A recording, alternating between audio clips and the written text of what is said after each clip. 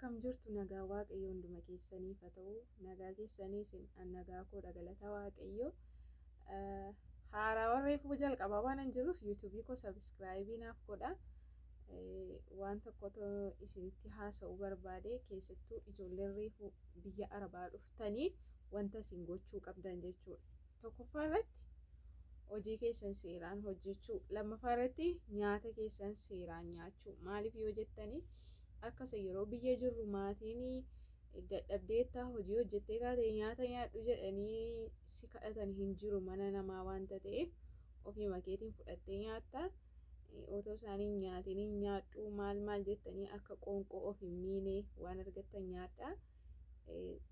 Ciree keessan, laaqana keessan, irbaata keessan seeraan nyaadha. Hojii keessan seeraan hojjedha.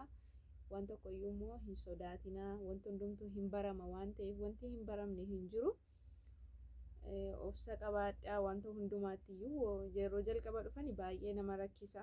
Afaanii nama rakkisaa nyaata isaaniillee amma tokko badaa namatti hin tolu akka isa biyyaa miti gaa waan ta'eef amma itti bartanitti malee itti bartanii na wanti hundumtuu wal isinii qixxaataa waaqayyos isin gargaara. Akkasiin isiniin jechuu barbaade galatoomaa.